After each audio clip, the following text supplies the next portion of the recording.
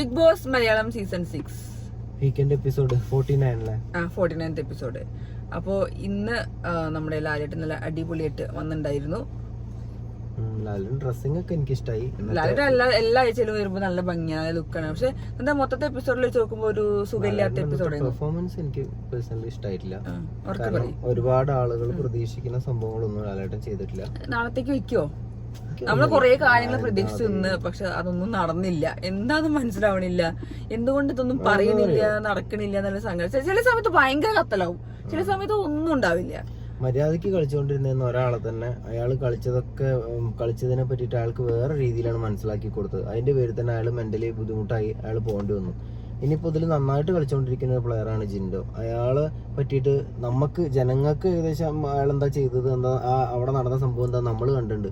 ആ വീട്ടിലത്തെ എല്ലാവരും കൂടെ അവരെന്തൊക്കെയോ ശരിയായ കാര്യങ്ങളാണ് സംസാരിച്ചുകൊണ്ടിരിക്കുന്നത് വെച്ചിട്ടാണ് ഒരു കവലപ്രസംഗങ്ങളും അവിടെ നിന്ന് ഓരോരുത്തരും കിട്ടിയ ചാൻസ് ഇങ്ങനെ ഇരുന്ന് പ്രസംഗങ്ങളൊക്കെ നടത്തുന്നത്. അത് അവർക്ക് കാണിച്ചു കൊടുക്കാൻ വേണ്ടിട്ട് വീഡിയോ കൊണ്ടുവന്നിട്ട് എപ്പിസോഡ് ഞങ്ങൾ കണ്ടതാണ്. പിന്നെ എന്തിനാണ് വീണ്ടും എതിർത്ത് നമ്മള് ലൈവും കണ്ടു, എപ്പിസോഡും കണ്ടു. ഞാൻ വിചാരിച്ചു സ്ലോ മോഷനിൽ കാണിക്കും,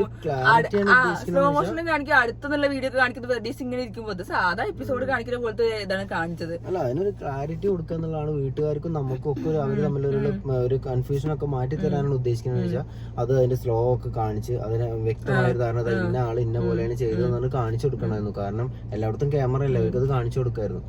ഇതല്ലാതെ നമ്മളെ എപ്പിസോഡ് കണ്ട അതിലിപ്പോ എന്താ പ്രത്യേകത? ബീജിയം കുറച്ച് കയറ്റിയുണ്ട്. അങ്ങനെ ബീജിയം കയറ്റി കാണാനുള്ള ആഗ്രഹം കൊണ്ടല്ലല്ലോ ആളുകൾ ഇപ്പൊ ഇത്രയും വെച്ച് വിളി ഉണ്ടാക്കുന്നത്.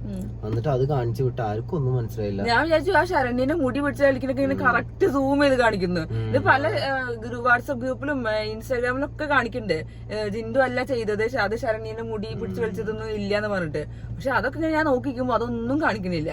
നമ്മൾ എപ്പിസോഡിൽ കണ്ടതും ലൈവിൽ കണ്ടതും മാത്രമേ കാണിക്കുന്നുള്ളൂ. ജാസ്മിനോട് ആകെ ലാലേട്ടൻ സംസാരിച്ചാല് ആകെ നിങ്ങൾക്ക് എന്താ ഞാൻ പറയണല്ലോ ദേഷ്യമുണ്ടോ, ദേഷ്യമുള്ള പോലെയാണ് കാണുക. അതാണ് ആകെ ഒരു ജാസ്മിനോട് ചോദിച്ചത്. ജാസ്മിന്റെ ആറ്റിറ്റ്യൂഡൊക്കെ കണ്ടു കഴിഞ്ഞിട്ടുണ്ടെങ്കിൽ ലാലേട്ടൻ ലീവ് ഉള്ള ദിവസം വേണമെങ്കിൽ ഞാൻ ആങ്കറായി നിന്നോളാം, ഞാൻ ഇതൊക്കെ കുറെ അവിടെ പഠിച്ചിട്ടാണ് വന്നെന്നൊക്കെയുള്ള രീതിയിലാണ് ആക്ടിങ് ഒക്കെ. അത് ഇപ്പോഴേ അങ്ങനെ അത് വീടിനുള്ളിൽ കയറിയുള്ള അവസ്ഥ നമ്മൾ എന്നും കാണാനാണ്. ഒന്നും ചോദിക്കാതെ പിന്നെ ഇന്ന് എനിക്ക് തോന്നിയത് ഒരുപാട് പരസ്യങ്ങൾ കണ്ടിരുന്നു. അത് കൊറേ പരസ്യമുള്ള പോലെ ഒന്നും ഇല്ലാണ്ട് തോന്നുന്നു.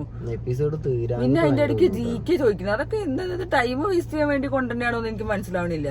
അത് എന്തിനു കൊണ്ടുവന്നു ആർക്കും എന്തൊക്കെയോ ഗെയിമുകളൊക്കെ വെച്ച് നമ്മളിത് ഈ എപ്പിസോഡ് ഇങ്ങനെ അല്ലെങ്കിലേ അതിൻ്റെ ഉള്ളിൽ കാര്യമായിട്ട് ഗെയിമൊന്നും നടക്കാതെ തന്നെ ആൾക്കാർക്ക് വെറുത്ത് തുടങ്ങിയിട്ടുണ്ട്.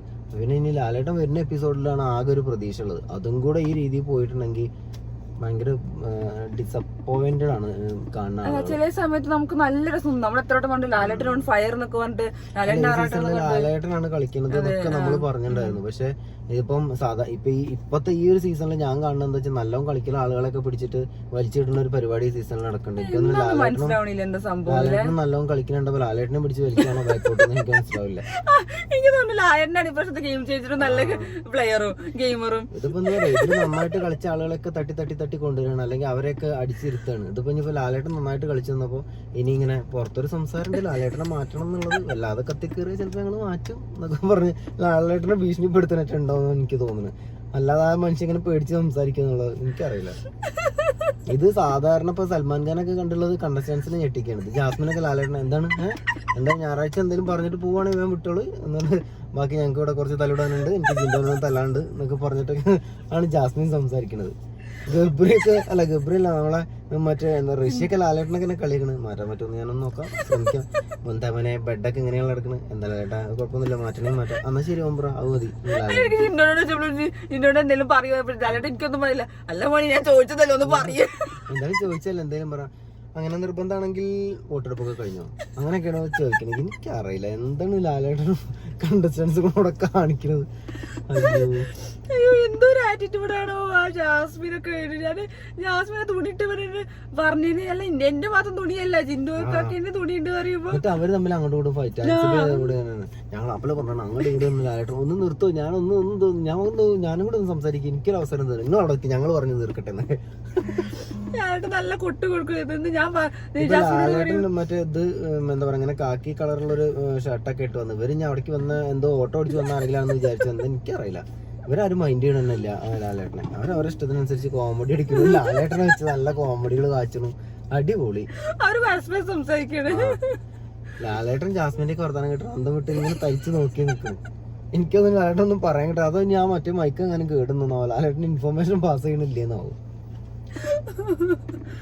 അയ്യോ ഞങ്ങൾ കുറ്റം പറഞ്ഞൊന്നുമില്ല. ഞങ്ങൾ ഇത് കണ്ടത്തെ ഇന്നത്തെ എപ്പിസോഡ് കണ്ടിട്ട് ഞങ്ങൾക്ക് അറിയാതാ നോറേനോട് ചോദിച്ചോടി ലാലേട്ടൻ വിട്ടു DTH ശബ്ദം വരുന്ന എവിടുന്നൊക്കെ എന്തൊക്കെയാ വിളിച്ചിട്ട് പറഞ്ഞു നോറ. അയ്യോ അപ്പൊ അങ്ങനെ സമയത്ത് പിന്നെ നമ്മുടെ സിജോനെ നല്ലതായിട്ട് പറഞ്ഞു. പിന്നെ രണ്ടുപേരും പുറത്തതിനെ കുറിച്ചും സിബിനും പൂജയും പുറത്തതിനെ കുറിച്ചും സിജോ വന്നതിനെ കുറിച്ചും ഇമ്പോർട്ടന്റ് ആയിട്ട് നടന്ന കാര്യങ്ങളൊക്കെ നൈസായിട്ട് വിട്ടുപോയി.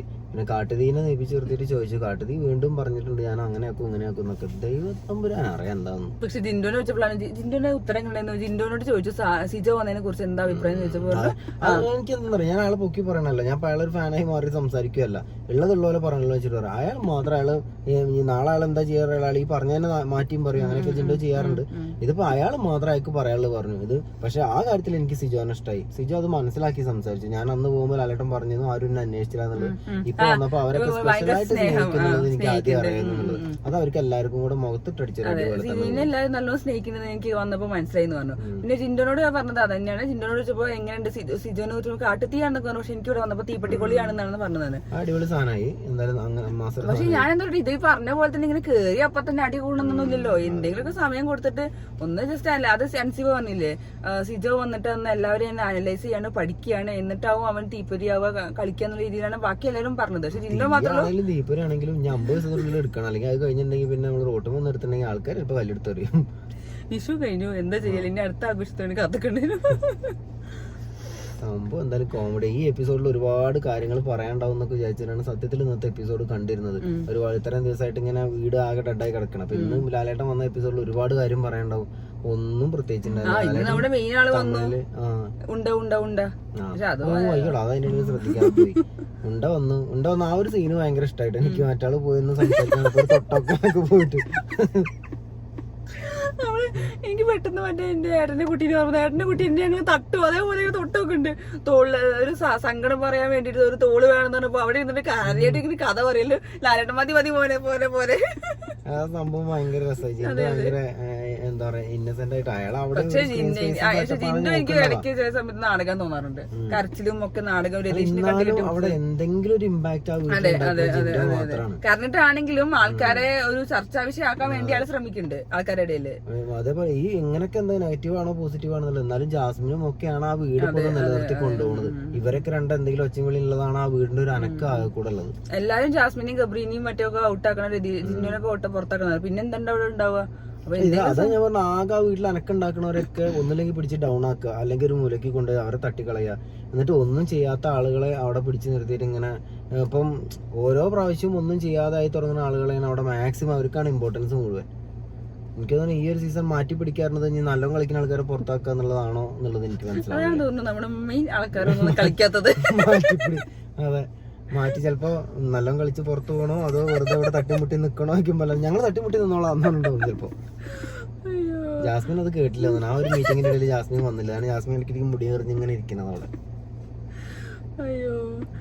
അപ്പൊ ഇതിപ്പോ ഇതാണ് നാളെ എന്തെങ്കിലും പ്രതീക്ഷ ഉണ്ടായിച്ചപ്പോ ആ പ്രമോ കണ്ടപ്പോ അതും വലിയ പ്രതീക്ഷ. അതിൽ ഡാൻസും പാട്ടൊക്കെയാണ്. ഇന്നിപ്പോ ലാലേട്ടൻ ഒന്നും പറയാനിട്ട് ആ തമിഴില് ഇവിടെ 2 പുകഴ്ത്തി പറയാൻ. ശ്രീധുവിന്റെ ക്യാപ്റ്റൻസിനെ കുറിച്ച് ചോദിച്ചു.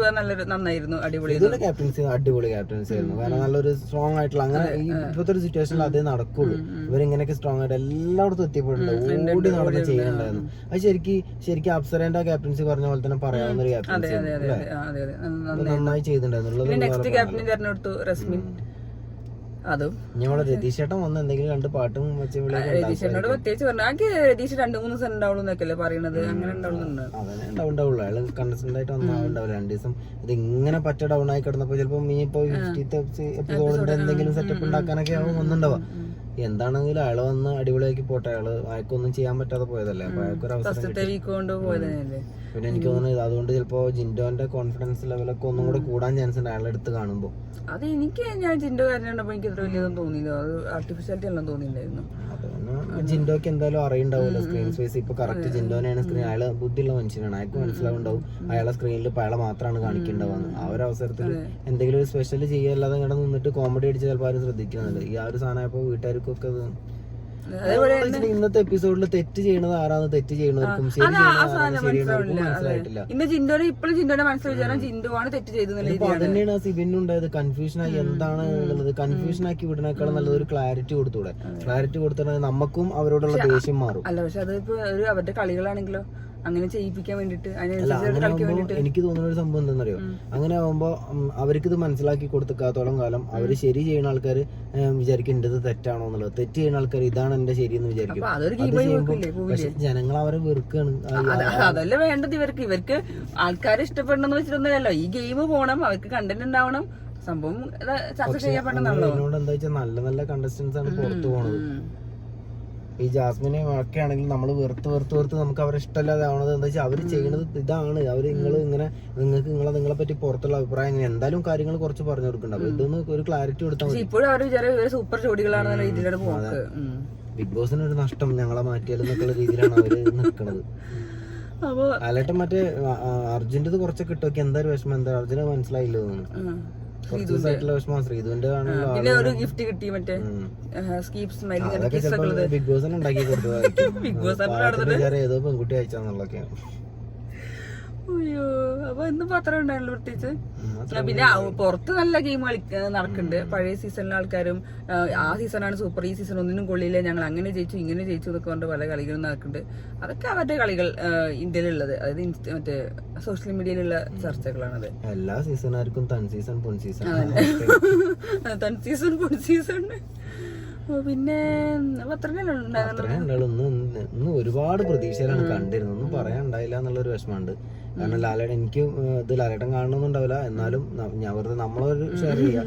ഭയങ്കരമായിട്ടുള്ള ഒരു ആഗ്രഹമുണ്ട്. ഉള്ള കാര്യങ്ങൾ ഉള്ള പോലെ പറഞ്ഞ് അവർക്ക് അത് മനസ്സിലാക്കി കൊടുക്കേണ്ട ആൾക്കാർക്ക് മനസ്സിലാക്കി കൊടുക്കുകയും അവരുടെ ഗെയിം ഒന്ന് ഉയർന്നു വരാനുള്ള സംഭവം ചെയ്യണമെന്നോ അല്ലാതെ ഇങ്ങനെ തെറ്റിദ്ധാരണ കാരണം ഡൗൺ ആവരുത് കളി എന്നുള്ളതൊരു ആഗ്രഹമുണ്ട്.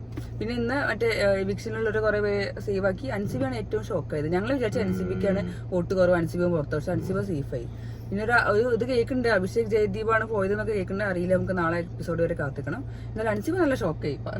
ഞാനോ നല്ല രീതിയിലൊക്കെ ലാലേട്ട ആ ജിൻഡോന്റെ ഗെയിം ദയവേത് തകർത്തു. അയാള് അവിടെ എന്തെങ്കിലുമൊക്കെ കാണിക്കണോണ്ടാണ് കുറച്ച് രസമായിട്ട് പിടിച്ചു നിൽക്കുന്നത്. ഇനി അയാളെയും കൂടെ പറഞ്ഞ് ഡൗൺ ആക്കിയാ എനിക്ക് തോന്നുന്നത് പമ്പേഴ്സ് ആയില്ലേ. ഇനി കുറച്ചുകൂടി സ്ട്രോങ്. ഇനി ലാലേട്ടന്റെ സൂചന കൊടുത്തിട്ടുണ്ട് ഇനി ഫിസിക്കൽ ടാസ്കുകൾ കുറെ വരും എന്നുള്ളത്.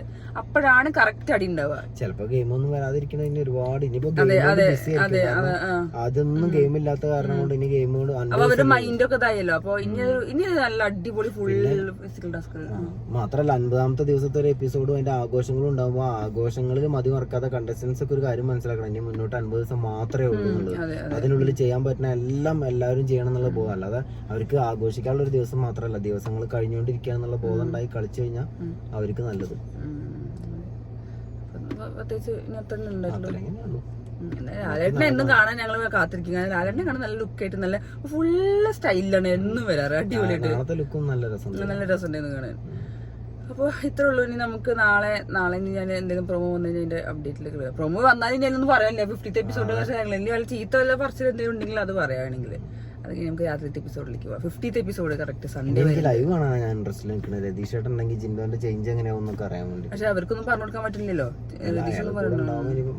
ഇനിയിപ്പോ മിക്കവാറും നമ്മളെ ജാസ്മിൻ ചേച്ചി ആവും ചെന്നാണ്ട് എന്നെ പറ്റി എന്താ പുറത്ത് എന്ത് ശരിക്കും തന്നെ പറ്റി പുറത്ത് അഭിപ്രായം.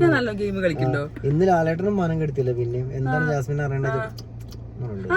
ചുണ്ടുകൊണ്ട് നാവുകൊണ്ടൊക്കെ എന്തൊക്കെ കാണിക്കുന്നത്, എന്തൊക്കെയോ കൊറേ കാണിക്കുന്ന നാവുകൊണ്ട് ചുണ്ടുകൊണ്ടൊക്കെ ഒരു ബഹുമാനമില്ലാതെ. അറിയതാണ്, അതുകൊണ്ടാണ് നൈസായിട്ട്. കാരണം ജാസ്മിൻ ആശാന് അറിയില്ല, പുറത്തിറങ്ങുമ്പോൾ എന്റെ പൊന്നി ജാസ്മിനെ അവസ്ഥകളൊക്കെ മനസ്സിലാവുള്ളൂ. ലാലേട്ടനെ പോലും ഇങ്ങനെ കാണിക്കുന്നത്. അപ്പൊ നാട്ടിലെ പ്രശ്നങ്ങളും വീട്ടിലെ പ്രശ്നങ്ങളൊക്കെ കേൾക്കുമ്പോ അപ്പോ നമ്മള് വൈൻഡപ്പ് ചെയ്യാൻ പോവാണ്.